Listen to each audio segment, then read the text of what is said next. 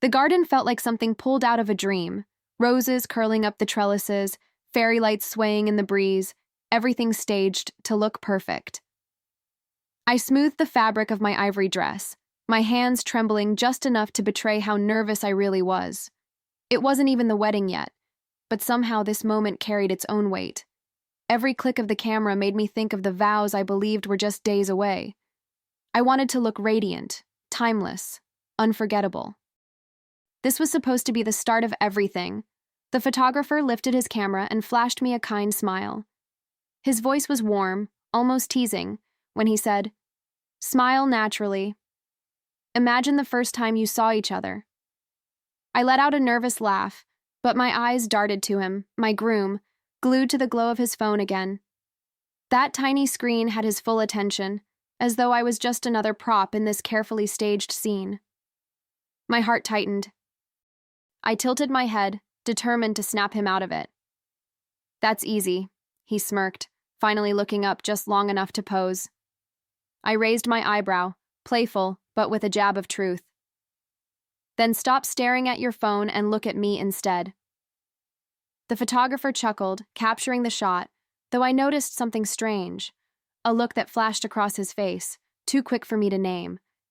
It wasn't the kind of smile you give when everything is normal. No, it felt heavier. As if he knew something I didn't, and for a second, it made my stomach twist. I tried to shake off the unease and focused on the garden around me. The air smelled of fresh-cut grass and roses, and the faint sound of birds mixed with the shutter clicks.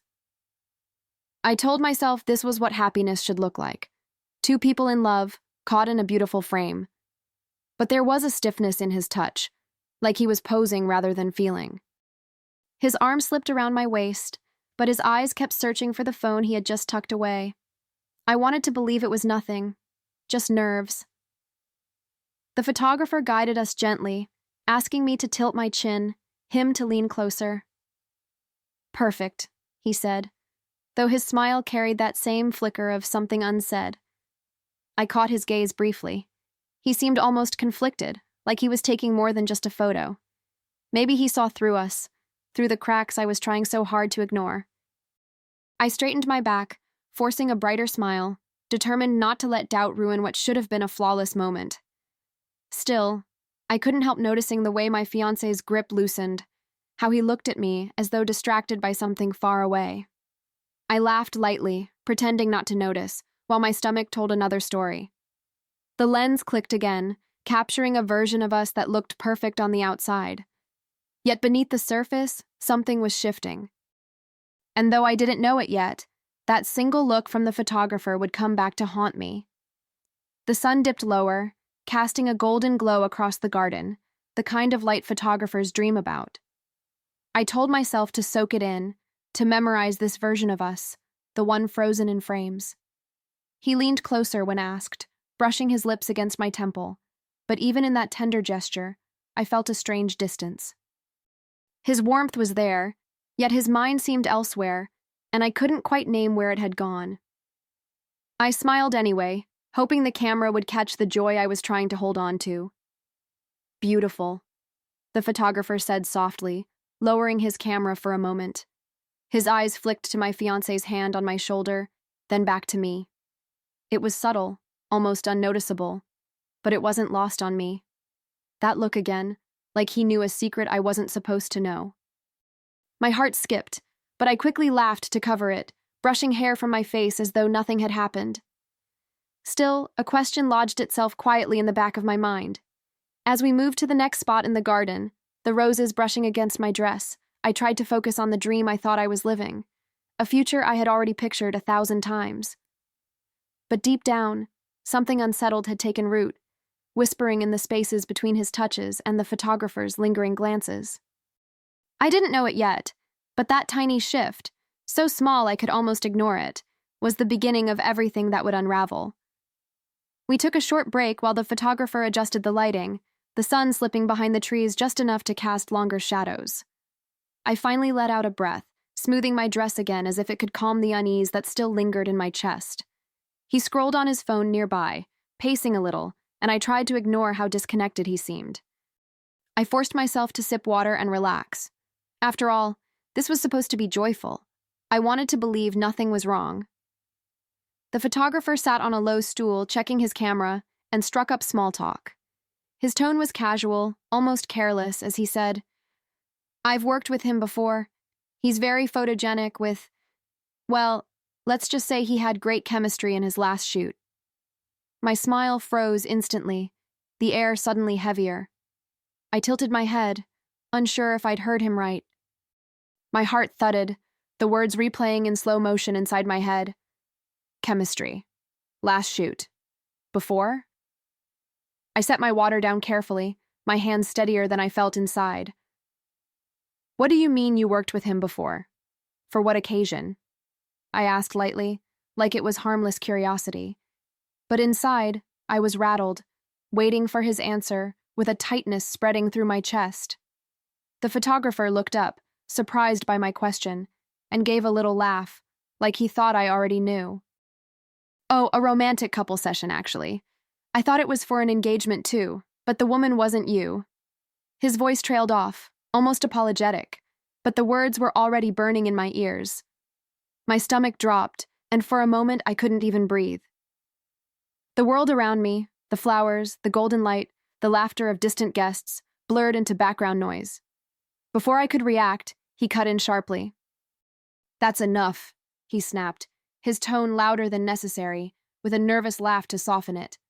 "Don't mix up clients." He waved his hand dismissively, as if the conversation was absurd, but I noticed the tension in his jaw, the quick flash of panic in his eyes. He wanted this conversation buried before it could take root. And that, more than anything, told me there was truth hiding in plain sight. I forced a smile, nodding as though I believed his interruption. My lips curved, but inside, a storm had already begun. I replayed the photographer's words, the way he said chemistry, the way he seemed so sure. I tucked the moment away carefully, like a secret file in the back of my mind. I wouldn't confront him, not yet. But a spark of suspicion had been lit, and I knew it wouldn't go out easily. The rest of the session carried on as though nothing had happened, but I wasn't the same. I laughed when I was supposed to, leaned into his shoulder when the photographer asked, but every movement felt rehearsed, hollow. My smile might have fooled the camera, but it didn't fool me. Inside, I was already pulling away, retreating into myself, questioning every touch, every word, every look he gave me. I stole a glance at the photographer, who seemed suddenly quieter, more focused on his work than before. I wondered if he realized the weight of what he'd said, or if he thought I'd brushed it off. He clicked through his camera, adjusting angles, and avoided my eyes. That silence screamed louder than anything he could have admitted. My heart beat faster, not with love this time, but with something colder. Doubt.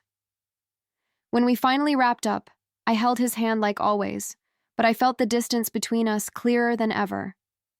He joked about dinner plans, as though to erase the moment, but my mind was elsewhere. That single slip of the tongue had cracked the image I thought was perfect, and while I kept calm on the outside, inside I was already planning my next move. Something told me this wasn't the end of it. It was only the beginning. That night, back at home, the weight of his silence pressed against me heavier than the walls of our bedroom.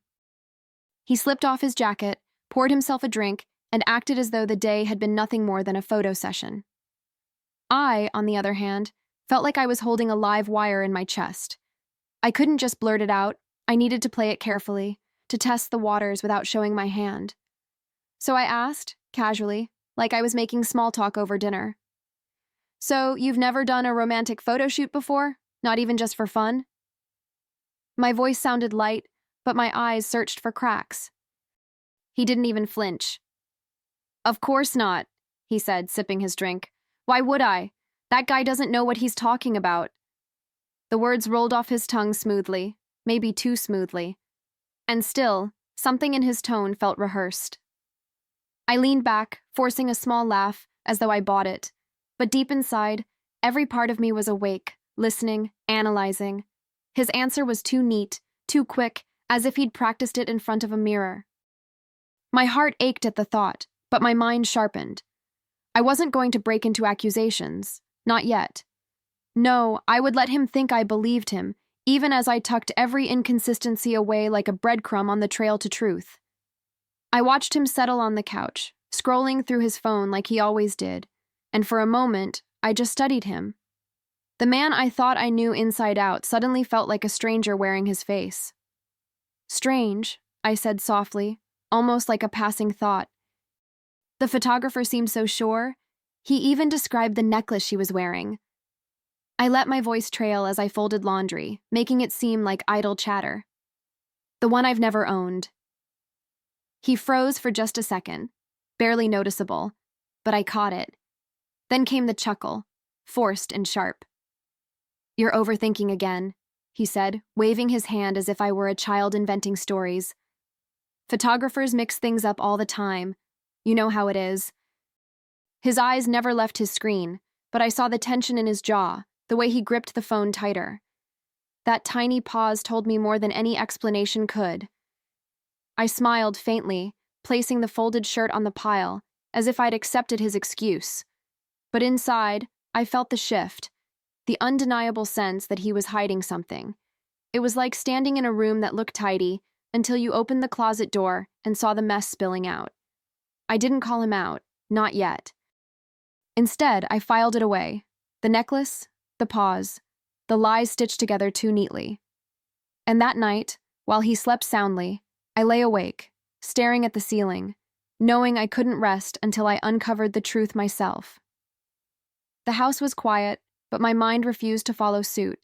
Every sound, the hum of the fridge, the tick of the clock, seemed to underline the silence between us. I thought about the way his eyes had darted when I mentioned the necklace, how quick he'd been to dismiss it.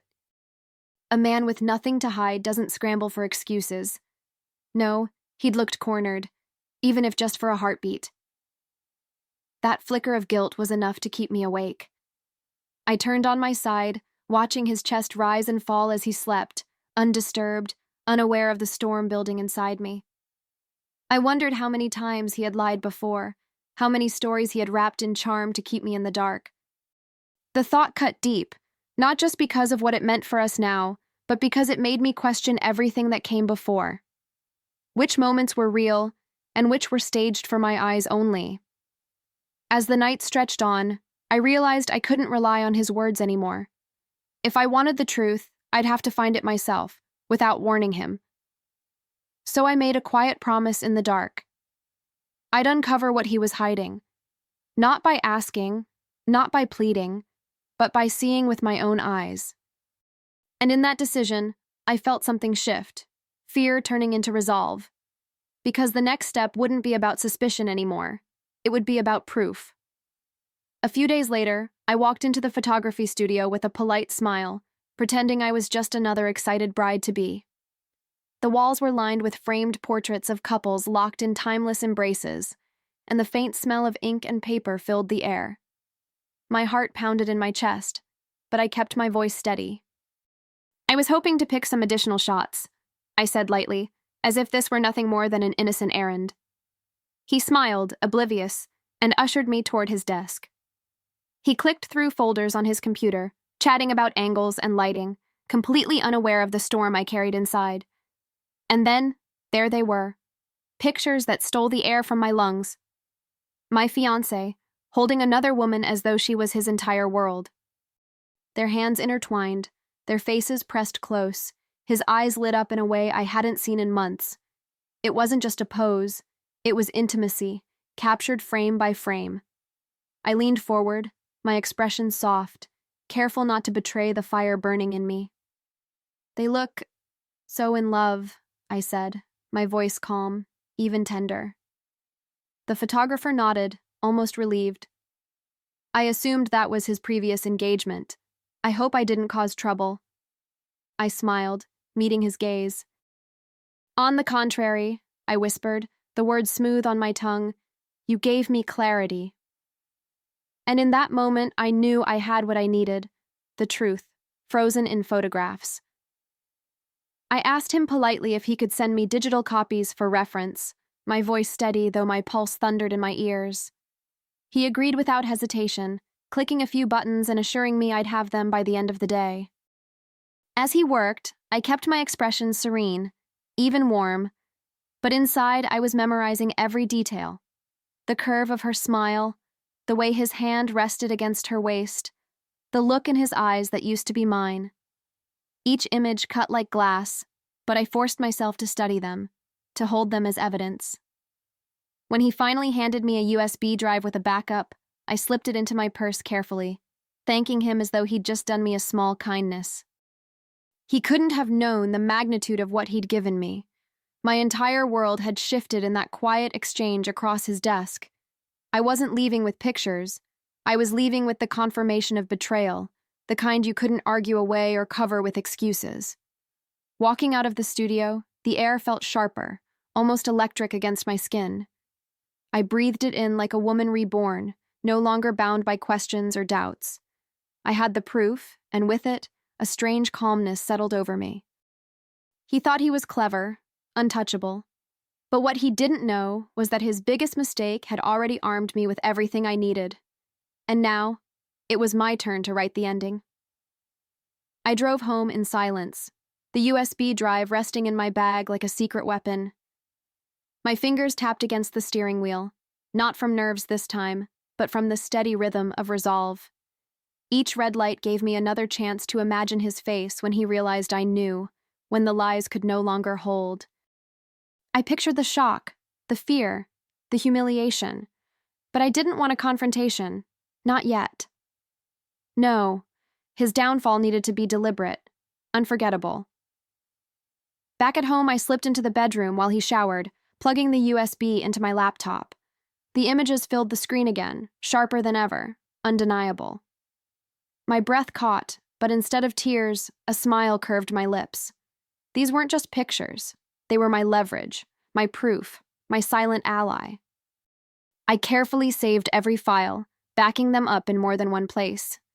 If he thought he could bury the truth, he was sorely mistaken.